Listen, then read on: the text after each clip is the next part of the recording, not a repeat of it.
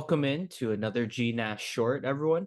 Here we are with another edition of Degenerate's Corner. I'm one of your hosts, John Santina, coming to you live from Toronto, Ontario. And with me, as always, Alex Lacasse. Alex, how are you doing today? Still upright, John. How are you? I was making fun of you last week for the Canadian cold shield and the coldness, the cold weather has Did it hit you? befell New Hampshire. It's Yep, dropping down to below freezing tonight. that's right. That's what I thought, bitch. Yep. It's going to hit us all. So, I Oh yeah. mean, nope. The hello seasonal depression. Oh, buddy, that's why James Harden demanded the trade. He had to get out to the West Coast, buddy. You know, that and probably the strip clubs in LA probably That too. Very much, much don't better. handle the Philadelphia gals. Nothing against them, but yeah, for sure. Alex, but this is Degenerate's Corner, so let's cut right to it. Alex, what do you have on your mind for your bets this week? Where do you want to start? What do you got for your best bet, my Well, friend? we got a very juicy parlay, so we'll save that for afterwards. But yeah, let's get right into the best bet this week for at least on my end. If you've listened to the show with any regularity, I love teams coming into altitude in Utah and Denver. And so the Magic, they just played out in LA. They played both the Clippers, the Lakers. Young, inexperienced team. Now they go into Utah, at least at the quasi monopolistic sports book down here in New Hampshire. That'd be DraftKings. Utah Jazz. They were half a point underdogs in the first quarter. So I said, you know what, let's take them on the money line in the first quarter. It's plus 102. And, I think the Magic, maybe they'll be a little tired from a weekend out in LA or excuse me, the week out in LA coming in. I think their first game in LA was on Sunday. So yeah, you got the Jazz or the Magic coming up to altitude in Utah. The Jazz haven't played great this season, so maybe this is a chance to surprise maybe an Eastern Conference team that's playing a little hurt, John, if you know what I mean. Absolutely. Get Laurie Markkinen going as well against the rookie Banchero, but just get him I rolling can't and say see Paolo see Banchero. if sorry, Pablo Banchero. And yeah, seeing if Markkinen can get rolling in that first quarter for the Jazz. Alex, for my best bet though, I will be looking to this weekend's NFL slate. I am going to take the Miami Dolphins on the money line against the Kansas City Chiefs. Now, I know this is a bit of a toss up, and if you're a better who's more looking for the money lines, this is also a bit of a pick 'em. I think it's minus 110, specifically for the excuse me, not the money line, the spread. But I'm going to go with Miami on the money line at plus 110. Jalen Ramsey sounds like he's coming back, so that's another huge option for Miami's defense. Yeah, And he of played against course, the Patriots last week, so yeah, he should be in the no, lineup. exactly. So he's in all the snap counts. It looks like they're going to be more or less a full team with up there in Miami. And in addition to that, I get there's a lot of hype around Kansas City with the Swifties, and I get they've been rolling, but I really think Miami's having they're trained this year, Alex. Like offensively, like what they can do. I think that they're going to have a lot of problems stopping them in Kansas City, but. Either way, like I said, it's a good bet whether you take the spread or the money line, but I'm going on the money line just because we love a dog on the show. Sure. Does it concern you at all that the Dolphins haven't beaten what we would consider a quality NFL team at any point this year?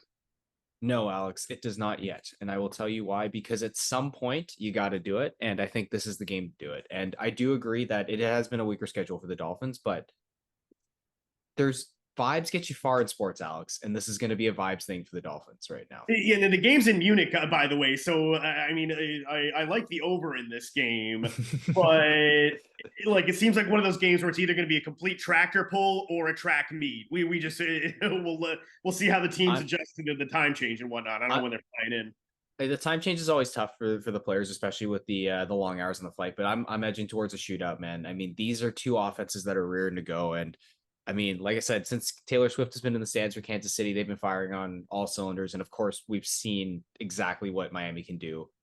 Tua Tagovailoa, obviously, still technically the MVP front runner, I think, but not necessarily my vote. But I think Do we right know now she's he's going to be the. in Munich for the game? I would assume she's going to be, but you never know, Alex, I mean, because I know it's she went back out on tour, so she wasn't at the last game, and that's people said that's why they lost. yeah, right. But that's why I was like, if she's there, it should be a shootout. So fingers crossed. Yeah, I'm not a Swifty, Alex. So I don't know where she's on tour. Maybe it's close by. But Can't say I am either. Alex, you were teasing one of the biggest parlays that we've ever had on the show. So why don't you give it to the folks who listen? Yes. So this is plus 59,305. If you're so inclined to tail, $1 almost wins you $6,000. So let's have fun. Let's get the bets started. A couple or just one late game in the NBA tonight. We're recording on the evening of November 2nd, but this is on the West Coast, so this will be this will still be valid by the time this is live. We're just gonna take the Suns on the money line. The Spurs had a big win in their last time out. They kind of really snuck up on the Clippers. And I just think that the Suns have something bigger to play for. They played a little lackadaisical of late, but I like the Suns to get the win tonight. Watch them lose, and the rest of what I'm about to say will be null and void. But we're taking the Suns tonight on the money line. The Bucks got their pants dropped by the Raptors last night, so they're at home against the Knicks. So we're gonna take them on the money line. That's Friday night. We're taking the Heat on the money line at home against the Bullets. The Bullets really suck. So a little college football on Friday night. We're going to take University of Troy on the money line over South Alabama. Troy's pretty feisty. Moving on to Saturday's college football action, taking Ohio State first half money line. Usually I like to mix these in. If I like the favorite, heavily like a heavy favorite, just a way of bringing down that line because it's over plus 1,000, like probably plus 1,200 for the game money line. So just a little better number. Take Notre Dame on the money line. They're at Clemson. I think Dabo Sweeney. I don't know if you heard that call-in segment this week, but I think he's a little he's focused on the wrong things. Like Clemson, they might want to be getting out of the ACC because it hurts their football revenue. So Notre Dame's got something to play for. So we take Notre Dame on the money line on the road. Utah, they got embarrassed by Oregon last week. They're playing Arizona State, which might be the worst team in the Pac-12, other than Cal and Stanford. So we're gonna take Utah on the money line to bounce back. The service academies, Commanders Cup. Who doesn't like a good triple option wishbone heavy game? Army started okay this year, but I think they lost their quarterback. I don't know his name, but they have a different guy playing because I unfortunately bet on them to cover 33 points in the Bayou, and that didn't work a couple weeks ago. So Air Force is the best of all the service academies. They're actually ranked right now. I think they're 25th in the nation. So we're going to take them on the first half money line again, just for a little better number. University of Texas, San Antonio, the Roadrunners. We like the Roadrunners, and we like them to win in North Texas. What was that? The Mean Green. So let's take UTSA on the money line. I'm taking Missouri plus the 15 points against Georgia. Missouri, shockingly, has a good football team this year. Georgia's probably without their best, offensive weapon in Brock Bowers, the tight end. Missouri could be feisty, and there's a lot of those shoulder pads are getting heavy for Georgia. Having won the last two national championships, so I don't have the balls to take Missouri on the money line, but I think Missouri can keep it within 2 touchdowns. Let's say. We're gonna take Tulsa on the money line against the University of Charlotte.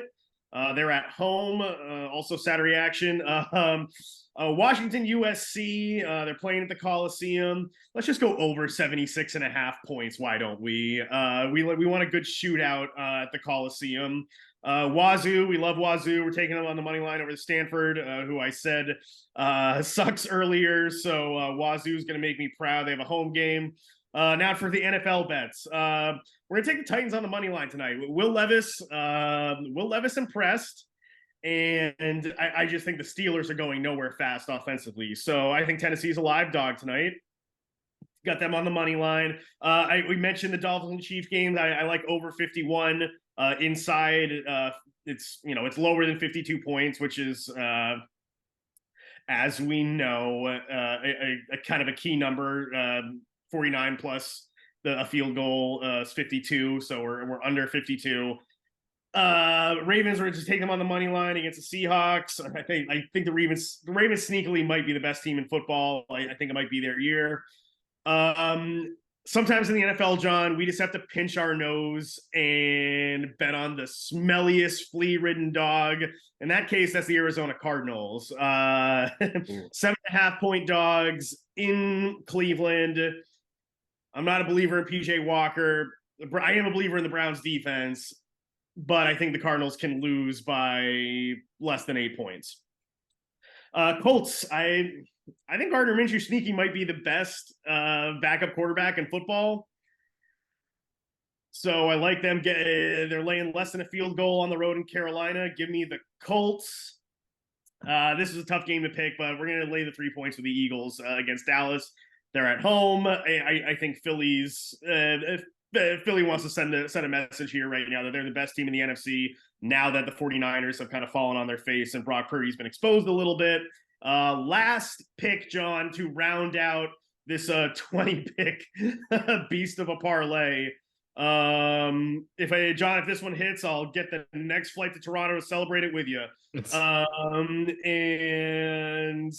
And suffer in like that. we're going for dinner on you if this hits. Yeah, of course we are. We're gonna lay 2 points with the Bungles, and I know, famous last words. The Bungles, the Bungles have screwed me in the past, but I just like the spot for them. I think they're rounding into form, and the Bills are a little shaky right now. So yeah, give me the Bungles -2, and like I said off the top, this 20 pick parlay, if you're crazy enough to throw $1 down with me, pays out plus 15 $599,305. So you'll hey, maybe if you're so inclined to bet $10, then you're really cooking with gas. John, I've sucked up all the air in my home studio. What's your shot? Not as good as yours, unfortunately, but it is still a somewhat juicy parlay. So I'm gonna parlay some slam dunks from this weekend's NFL slate with let's call it some guesses from the Premier League slate as well this weekend. So first, we're taking any Australian hockey action? No, unfortunately not. No, Austrian, not Australian. Excuse me. Do not mistake that. The Austrians, man. But I'll go in chronological order. So first we'll look to the November 4th game.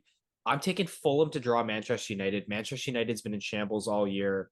Eric Ten Hag, it's almost like his days are numbered, almost is the feeling that I'm getting from the club and some of the fans. But I mean, United should be better than they are, but the fact of the matter is they're a mess right now. It doesn't look like they're going to figure it out anytime soon. So I'm taking Fulham to get the draw at home just because United is the superior team on talent.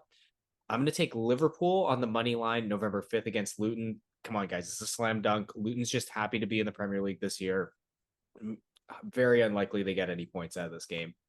Then I'm going to take Tottenham to draw Chelsea November 5th in the London Derby.